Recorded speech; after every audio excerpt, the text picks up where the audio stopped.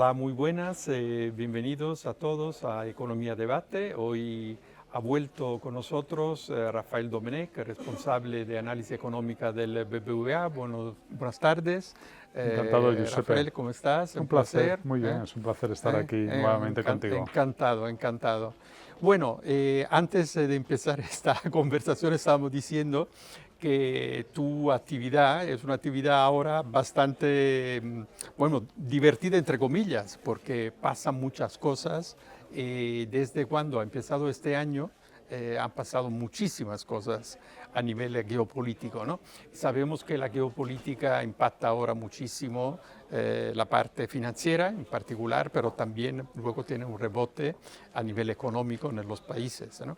Además, el protagonismo que está teniendo Estados Unidos y además con la máxima imprevedibilidad está creando bastante incertidumbre y volatilidad, aunque limitada, porque en el fondo la bolsa tampoco está yendo muy mal, ¿no? No obstante las guerras y no obstante todo. Entonces, quería hacer contigo un poco el punto de la situación a raíz de lo que ha pasado en Venezuela, a raíz de lo que ha pasado en Groenlandia, a raíz de estas amenazas de aranceles, ¿no? de lo cual hemos hablado, y también a raíz de lo que podría pasar en Irán, considerando que se está últimamente empezando a volver a hablar de un eventual ataque americano, ¿no? Sí, Empezando con esto, ver un poco qué impacto esto va a tener en la economía, más que en la economía americana, en las elecciones de midterm y por lo tanto cómo esto puede afectar la política americana en los próximos meses. Yo empezaría con Estados Unidos y luego hablamos de Europa y sí. etc. Bueno, lo primero de todo es efectivamente darte la razón en que llevamos ya un tiempo en el que los aspectos geopolíticos son los que dominan el debate económico, ¿no? Porque pueden impactar, en la medida que se materialicen, Claro. pueden impactar las decisiones de los gobiernos, de las empresas, en general de los agentes económicos, por lo tanto también de los mercados, ¿no? Y tener efectos sobre la economía real. En las últimas semanas, meses, los focos, como muy bien has dicho, se han centrado, los focos de atención geopolítica se han centrado, por un lado, en Irán, por otro lado, en Venezuela y también en Groenlandia. Hemos conocido cómo Estados Unidos publicaba su estrategia, ¿no?, de seguridad y de defensa, primero la Casa Blanca, luego el Pentágono. Obviamente son coincidentes y ponen negro sobre blanco cuál es el objetivo último, cuáles son las prioridades del gobierno norteamericano, ¿no? Hasta ahora también hay que decir que eso ha tenido un impacto limitado sobre los mercados financieros y también sobre la economía real. Obviamente los aranceles hemos visto a lo largo de todo el 2025 que se han utilizado como un arma de negociación política, han aumentado. Eso está cambiando los flujos del comercio internacional. El caso más evidente son las caídas de las importaciones norteamericanas de los productos, de los bienes, ¿no?, comprados a China, y todo esto pues está teniendo efectos globales. Hasta ahora esos efectos son limitados y estamos viendo también que hay una serie de factores, de fuerzas económicas que están contrarrestando los efectos de la geopolítica y por lo tanto de la incertidumbre sobre la economía real, ¿no? Y aquí me gustaría destacar, por un lado, el impacto que está teniendo la inteligencia artificial, particularmente toda la inversión que se está realizando en inteligencia artificial, la resiliencia que está mostrando el mercado de trabajo en general en todas las grandes economías, y el tercero, que no es menos importante, es que la política fiscal sigue siendo también un elemento en muchos países que tiene un carácter relajación. sí, de estabilización, un carácter expansivo, ¿no? El ejemplo más claro aquí en Europa a lo largo de este año y seguramente en los siguientes tiene que ver con el gasto en defensa, el gasto en infraestructuras de países como Alemania. Y relativamente a los aranceles, ¿no? Del año Sí. pasado, ¿se empieza a ver algún impacto bajo el punto de vista de la inflación en Estados Unidos o en el fondo todavía no se han traducido en una mayor inflación? A ver, lo primero que tenemos que decir del impacto de los aranceles sobre los precios es que toda la evidencia empírica apunta a que aproximadamente un 95% de la subida de los aranceles se traslada a los precios domésticos Final. norteamericanos, ¿vale? Sea a precios de consumos intermedios por parte de las empresas o precios finales por parte de los consumidores. Lo que pasa es que esto va ocurriendo de una manera progresiva. ¿Eh? ¿Por qué? En primer lugar, porque los aranceles se anunciaron. Muchas empresas adelantaron importaciones antes Claro, de que se vendieron produjeran. antes. Claro. Los aranceles han tardado en subir, ¿vale? Y luego el efecto se va produciendo a medida que las empresas van renovando sus inventarios, ¿no? Claro. Entonces eso es progresivo. Hasta ahora yo diría que lo que hemos visto que está influyendo los aranceles es que el proceso de desinflación en la economía norteamericana está siendo más lento de lo que hubiera sido sin ellos. Sin aranceles. ¿Vale? Y obviamente pues esto lo que provoca es que también la inflación prevista para 2026 vaya a ser en Estados Unidos más elevada, cerca de del lo que era previsto al 3%, inicio. de lo que se preveía a principio del 2025 y desde luego de lo que fue en media en el 2025. Claro. Luego, de alguna manera, esto sí que dificulta también claramente las decisiones de la Fed y por eso está en ese modo de wait and see, ¿no? De esperar a ver qué es lo que dicen los datos, ¿no? Claro. Está en modo de espera Antes de y ha bajar. detenido ese proceso de reducción de bajar. tipos de interés. A raíz de la pérdida, por el momento parece que el presidente Trump está perdiendo consenso, ¿no? En este momento, sea por lo que ha pasado al interno de Estados Sí. Unidos, en particular con lo que se ha hablado en estos días de ICE, por ejemplo, del Border Patrol, sea por temas también de, ¿cómo puedo decir?, de un altibajo, ¿no?, en sus declaraciones, sea por el hecho que algunas cosas que ha dicho luego todavía no se han materializado, ¿no?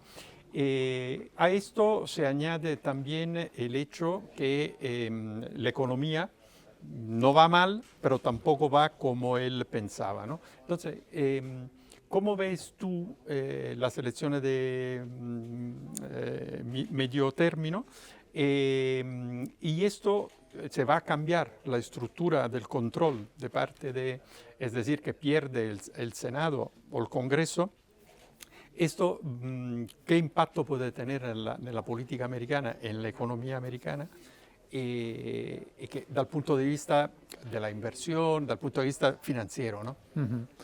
A ver, sin duda, ¿no? Y lo que vaya a ocurrir en noviembre en las midterm es muy importante y en parte tenemos que entender muchas de las medidas, ¿no? O de los anuncios de medidas que se hacen en el ámbito geopolítico por parte del presidente Trump, hay que entenderlo más en una clave interna que externa, ¿no? Sí, a veces habla solo suyo. Sí, está, por ejemplo, pues una buena parte del discurso tras la intervención que tuvo Estados Unidos en Venezuela, pues está más orientada al público norteamericano que Claro. al público mundial, ¿no?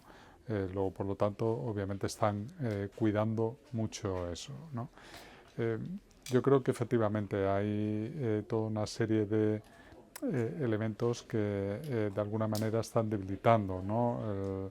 La posición del presidente Trump ante el electorado norteamericano, ¿no? Tú has mencionado pues la política antimigratoria, ¿no? Sí, demasiado agresiva. Sí, ¿no? muy agresiva, atentando contra derechos civiles, ¿no? Que, bueno, pues obviamente también hemos visto cómo ha dado marcha atrás, ¿no? En algunas de esas decisiones. Es una señal de que sí, se había pasado un también poco. preocupa mucho, ligado a lo que comentábamos antes, al efecto de los aranceles sobre la inflación, que ese tema, ¿no? El de lo que Del se llama bolsillo la affordability o la asequibilidad, ¿no? De cuál es la capacidad de compra del consumidor Claro. norteamericano.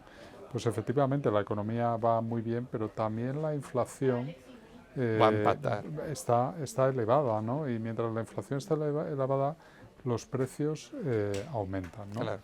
Obviamente hay mucha heterogeneidad en los precios de los bienes, particularmente también de los servicios, pero eso tampoco ayuda, ¿no? A que Claro. recupere la popularidad perdida, ¿no? Entonces el resultado es bastante incierto, como tú decías, esto puede hacer que pierda una de que las pierda, dos. sí, pero también hay que entender las peculiaridades de cómo funciona la administración, ¿no? Norteamericana. El presidente seguirá teniendo muchos poderes, es una república presidencialista Claro, claro. en la que puede tomar muchas decisiones, como hemos visto, Independientemente. independientemente del apoyo tanto del Congreso como Claro. del Senado.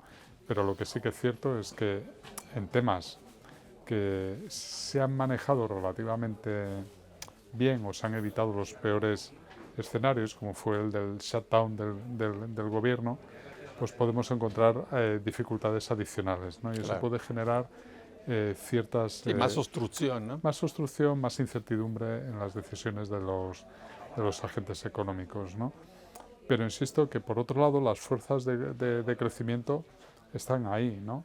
Y hasta ahora lo que estamos viendo es que al cierre del 2025 y en el inicio del 2026 la economía norteamericana nos está sorprendiendo al alza, ¿no? Y tiene mucho que ver con la fortaleza de la inversión relacionada con las nuevas tecnologías, tiene mucho que ver con la revalorización bursátil por el comportamiento de los mercados financieros y cómo eso también está propiciando el aumento del consumo privado en una parte de la población, ¿no? Esto da lugar a que se hable de una economía en K, en la que algunos sectores, algunos segmentos de la población, ¿no? gastan y contribuyen a ese sostenimiento de la demanda, mientras que otros no están aprovechando. Claro. Decimos que la media es buena, pero con sí, diferencias. pero con una heterogeneidad muy grande. Claro. Por sectores productivos, por el comportamiento del empleo, comportamiento también de la productividad, la inversión en sectores y el consumo privado, ¿no? Y algo que también está contribuyendo en los últimos trimestres al crecimiento de la economía norteamericana es que las exportaciones netas, ¿no? La demanda externa, está contribuyendo positivamente. Obviamente, la subida de los aranceles ha aportado más dinero. Claro, esto reduce las importaciones, Claro, ¿no? claro. Pero esto hace que... aumenta los ingresos también. Sí, aumenta también, estamos hablando con respecto a los últimos 12 meses, gracias a los aranceles, pues se ha podido incrementar los ingresos públicos unos 200.000 millones. Que no está mal. Claro, entonces, bueno, pues esto también da más juego para las políticas fiscales. ¿Qué piensas de Europa, no? Porque Europa está un poco está criticada también, aunque yo pienso que en cualquier tentativo de reacción lo está teniendo, que todavía no es concreto, pero algo está pasando, se está dando cuenta que no puede quedarse a la espera que pasen las cosas, ¿no? Además porque pasan. Sobre todo porque Estados Unidos tiene su plan, que según mi opinión incluye Europa, que no es que la excluye, pero Europa, Estados Unidos quiere que tenga un papel distinto de lo que ha tenido hasta ahora. O sea, es más protagonista y que ponga más dinero y que no se haga asistir sustancial sobre el punto de vista de la defensa y también desde el punto de vista geopolítico, ¿no? Y además, en el fondo, le sirve a Estados Unidos para competir y combatir un poco su competidor principal, que es China, ¿no? Entonces, a Estados Unidos no le interesa que Europa haga acuerdo con China, que se alegue de Estados Unidos para hacer acuerdo con China. Bueno, en esta situación compleja para Europa, porque Europa, el único grande tema que tiene es que, pero muy grande, que no tiene independencia bajo el punto de vista tecnológico, porque todos los clouds, todas las, digamos, lo que es tecnología pasa por Estados Unidos, sustancialmente. No tiene independencia bajo el punto de vista energético, no tiene independencia bajo el punto de vista de las tierras raras, no tiene independencia, aunque se ha casado con el eléctrico, con todo lo que es la parte eléctrica y tal. Pero no obstante eso, Europa tampoco va mal, es decir, que un ligero repunte, Alemania ha salido de la recesión, aunque de nada, pero ha salido y tal. Entonces, ¿cómo veis Europa hoy, antes de empezar un recorrido que esperamos todos que haga para ser un poco más fuerte? Y si lo que puede pasar en términos de perspectiva, ve a una Europa que se va a fortalecer también económicamente por la necesidad que tiene, ¿no? Bueno, yo creo que has hecho un diagnóstico muy correcto, Giuseppe. Efectivamente, Europa está despertando, yo creo que al shock, ¿no?, que ha supuesto Trump, ¿no? Lo hemos visto, lo vimos en el mes de diciembre con la decisión, ¿no?, de la mayor parte de los países de la UE de ofrecer casi 100.000 millones de euros, ¿no?, para asegurar la defensa de Ucrania, ¿no?, en 2026. Y además hacerlo en común. Y hacerlo de forma mancomunada, ¿no?, que algo muy difícil, inédito, ¿no?, algo que hicimos en el COVID y que ahora volvemos a hacer, pero bueno, esto demuestra que estamos haciendo de la necesidad virtud, ¿no? Y lo hemos visto también recientemente, me parece que hay que destacarlo, en la firma del acuerdo Mercosur. Sí. Y lo acabamos de ver ahora con India, ¿no? Es decir, que Europa está despertando, ¿eh? Yo creo que a veces somos muy críticos con Europa. Esto está bien porque eso es un empuje, es una manera de empujar. Somos críticos porque queremos ir más rápido en la buena dirección, y Europa ha empezado a ir en esa dirección. Me parece muy importante que muchas de las decisiones europeas se están ya empezando a tomar bajo el formato de la cooperación reforzada, ¿vale? Y esto facilita... Evita, decimos, la unanimidad. Lo que necesitamos es una coalición suficientemente grande de países que quieran hacer algo, ¿no?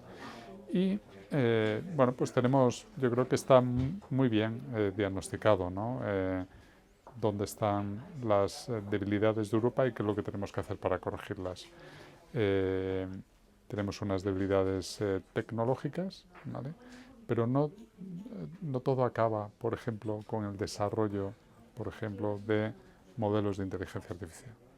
Obviamente, seguramente esa batalla por el momento la hemos perdido. Ahora lo que tenemos que concentrarnos es en cómo adoptamos. Claro. Yo creo que 2026 es el año claramente de la adopción de la inteligencia artificial por parte del tejido productivo.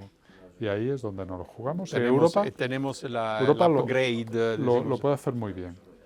Ahí Europa lo puede hacer muy bien en el terreno de la adopción. Es decir, no crear, sino aprovechar. Aprovechar, ¿no? Es decir, cómo extendemos eso a través de todos los capilares, ¿no?, del tejido productivo. También lo has dicho, energético, ¿no?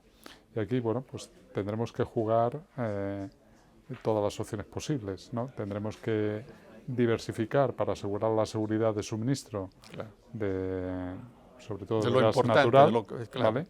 Pero al mismo tiempo estamos avanzando mucho en términos de generación de energía eléctrica mediante renovables, ¿no? En el conjunto de la Unión Europea, el año pasado ya hemos sido capaces de producir más electricidad con renovables que con combustibles fósiles, ¿no? Y bueno, pues esto va a ir reduciendo nuestra dependencia energética, ¿no? Y luego, obviamente, tenemos que profundizar en nuestro mercado único. Claramente eso también nos ofrece una ventaja. Quitar los aranceles internos. Sí, facilitar que nuestras empresas puedan operar de nuevo bajo un régimen de cooperación reforzada. A lo mejor no necesitamos a los 27 Claro, países, pero sobre todo la economía más de entrada, potente, ¿no? claro. Formemos una coalición, ¿no? Un consenso de países que estén dispuestos a avanzar, Claro. a profundizar en determinados mercados, en determinados segmentos productivos hacia un mercado único, y eso va a hacer que todavía seamos una área económica más atractiva para el resto del mundo, posiblemente también para Estados Unidos. Claro, ¿no? claro. Eso de alguna manera no solo nos va a dar más autonomía, no solo nos va a dar más seguridad, sino sobre todo también nos va a permitir apalancarnos, ¿no? sobre el tamaño de nuestra economía, de nuestros mercados, para negociar más Claro. con Tener más papel. con estas grandes potencias como son China o Estados Claro. Unidos, o por supuesto con esto que desde el discurso de Mark Carney en Davos Sí, se habla aunque de más las potencias pequeños, pero intermedias, ¿no? Exacto, exacto. Que son muy atractivas, ¿no? Cómo hacemos una red, ¿no? de acuerdos, ¿no? que nos permita pues, tratar de tener aprovechar sí, sí. todas las oportunidades que hay, que son muchas en muchos ámbitos. Para acabar un poco el cuadro, hemos entendido muy bien la lógica estratégica que tiene Estados Unidos, a costa también de Ucrania, es la de dividir, si lo va a conseguir, que yo creo muy difícil. Ha pasado bastante tiempo y se han consolidado la relación entre Rusia y China, pero la idea era dividir Rusia de China y aislar China sustancialmente, ¿no? Lo que pasa, y también bajo el punto de vista de recursos naturales, porque hoy China compra de Rusia a bajo precio, compraba de Venezuela a bajo precio, entonces la idea de Venezuela también es esta, ¿no? de romper este flujo de petróleo hacia China y tal. Una bajada o una subida del coste energético que ahora es muy bajo por China, en una situación donde China sigue creciendo, me parece, del 5% al final Sí, este año, en y tal, quindi quiero decir 2025, muy sí. bien, ¿no? Pero con problemas internos demográficos, problemas inmobiliarios, todavía tenemos algunas compañías inmobiliarias que tienen varios problemas y tal. Cioè, ¿cómo ves tú la competición de China, ¿no? ¿Puede seguir siendo la de siempre, la misma, o esta iniciativa de Estados Unidos puede de cualquier manera reducir su capacidad? A ver, obviamente la estrategia de Estados Unidos limita, ¿no? las opciones y condiciona mucho Claro. las posibilidades de China, porque le va cerrando algunos espacios. Eso ¿no? es. Pero también va abriendo otros, porque en la medida que Estados Unidos sale, ¿no? de algunas áreas económicas, ¿no? o deja de liderar, ¿no? la economía mundial o la política mundial, pues ese terreno puede ser fácilmente... Se abre para ellos. Sí, se abre para ellos de una manera, por decirlo así, más cercana al soft power, ¿no? Claro, como siempre sí, ha hecho o sea, China. Y esto lo estamos viendo ahora, ¿no? Es decir, que en la medida que... O sea, el Canadá, por ejemplo... Efectivamente, era lo que te iba a mencionar, ¿no? En la medida que Estados Unidos tiene una política mucho más agresiva con Canadá, eso facilita que Canadá vaya a buscar opciones con China, alternativas comerciales con China, claro. ¿no? Lo mismo con el Reino Unido, lo mismo Europa y así con muchos países, ¿no? En cualquier caso, ¿no? Yo creo que China tiene una estrategia de largo plazo. Ellos quieren convertirse en el líder mundial de las tecnologías digitales a lo largo del siglo XXI, de la inteligencia artificial, de la automatización, de la robotización. Para ellos esto también es muy importante de cara a la transición demográfica en la que ya están, ¿no? Claro. China es una sociedad que ya está disminuyendo la población, ¿no? Y por lo tanto para ellos esto también es vital, ¿no? Claro. ¿Cuál es el papel de estas nuevas tecnologías? China está invirtiendo muchísimo, cada vez dedica más recursos de su PIB a actividades de investigación, de desarrollo, de innovación, y lo estamos viendo constantemente, cómo se ha ido convirtiendo en muchos segmentos claramente en un líder indiscutible a nivel mundial. Claro. Lo vemos en tecnologías como vehículos eléctricos, paneles solares, Sí, sí, sí. energía eólica. Lo estamos Refinación de viendo, tierras ¿no? raras, que eso Bueno, lo tienen por presenta el supuesto, todo el tema 93% ellos. de procesamiento, y esto parte de lo que ha motivado la respuesta Claro, a los por aranceles un lado de americanos. Estados Unidos y por otro lado de Europa, ¿no? Claro, Toda esta brújula de la competitividad y de la autonomía estratégica, ¿no? De tratar de buscar acuerdos, ¿no? Que compensen, claro, que no nos vamos a quedar atrás, ¿no? claro. en esa carga. Pero China tiene una estrategia Y tú la ves de, que sigue en su recorrido. de largo plazo. A ver, yo creo que tiene un reto, ¿no? Hay un debate que está ahí, es hasta qué punto China puede hacer ese catch-up tecnológico con respecto a una potencia como Estados Unidos, Claro. ¿no? Sí, porque No, llega un momento que luego sí, la competición no eh, sabemos para dónde puede ir. esto lo hemos visto en otros milagros asiáticos, Claro, como claro, fue en claro. su momento Japón, posteriormente Claro, Corea, claro, claro. Taiwán. Cuando tú piensas de haber llegado, llega otra vez el Va a otro. tener un techo, Claro, aquello no va a poder seguir convergiendo claro, claro. o no.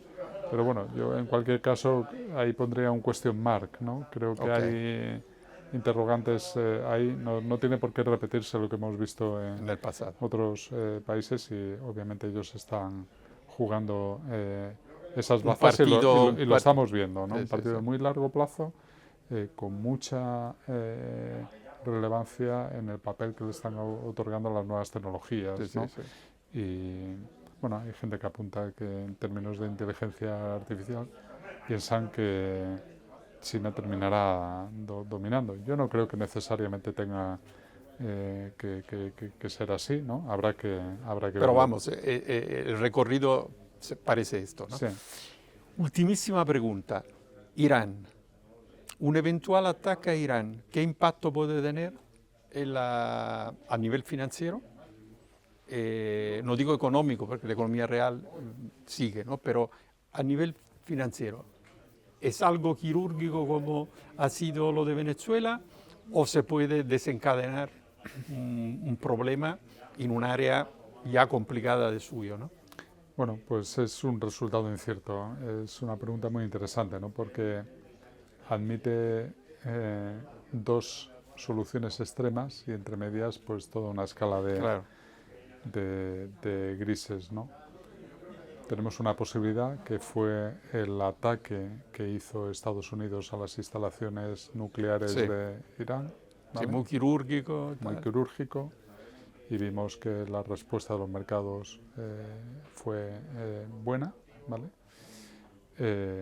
O podríamos ver otro tipo de escalada en el conflicto, que es lo que verdaderamente preocupa a los mercados. Sí, también a los países árabes. También a los países árabes, obviamente, esto preocupa, ¿no? Hay rumores de que Le han parado un sí, poco. de que Arabia Saudí paró a Estados Unidos Claro. el ataque, ¿no? que tenía previsto, por el miedo que hay de que se cierre el estrecho de Hormuz a todo el Claro, tráfico. claro. Entonces ahí, No, entonces ese digamos que sería la otra situación extrema, ¿no? Entonces, ¿cuál de ellas se materialice? es difícil decirlo, ¿no? Es difícil, ¿no? Bueno, en cualquier caso también es una pena, ¿no? Yo creo que eso merece una reflexión, ¿no? No, sobre todo por lo que está pasando Por en lo que está Irán. pasando internamente, Y para ¿no? la, Es y para la decir, gente que está las muerto, ansias ¿no? de democracia que hay allí, cuál es la respuesta del régimen para mantenerse, ¿no? Entonces, bueno, es una situación sumamente complicada, y dependiendo del desenlace, pues podríamos tener una situación muy benigna para los mercados o tremendamente complicada. Bueno, esperamos bien, sobre todo para el Sí, pueblo o sea, iraní, sí, y luego, sobre todo por el pueblo. esperemos lo mejor para la sociedad iraní. Exacto. Y luego también yo creo que tenemos eh, razones para ser moderadamente optimistas sobre el crecimiento mundial en 2026, en Estados Unidos, por supuesto en Europa. También, como tú muy bien Sí, decías, estamos viendo algo, alguna ¿no? sorpresa al alza en términos de crecimiento y, como decía, las fuerzas para ellos están ahí, ¿no? Entonces, si aprovechamos, intensificamos por esa vía y evitamos que se materialicen los Las riesgos, malas, ¿no? sí, Podríamos, o sea, nuestro escenario base sigue siendo el de una economía mundial que mejora. que puede crecer al menos lo mismo que el año pasado, un 3,1, un 3,2% Que a no nivel está nada mundial, mal, que no claro. está nada mal, y a nada que consigamos, insisto, evitar esos riesgos, ¿no? Y que Podría desaparezcan ser aún algunas mejor. de esas incertidumbres, tenemos razones para pensar que ese crecimiento podría ser incluso superior y que podríamos alcanzar tasas de crecimiento mayor en Estados Unidos, en Europa y también en China, ¿no? Bueno, nos quedamos con esta tuya visión más optimística y esperamos que así sea, ¿no? Por lo tanto, muchísimas gracias, Rafael, como siempre. Ha Ha sido sido un súper placer, Giuseppe. interesante. Muchísimas gracias a todos y nos vemos en la próxima edición.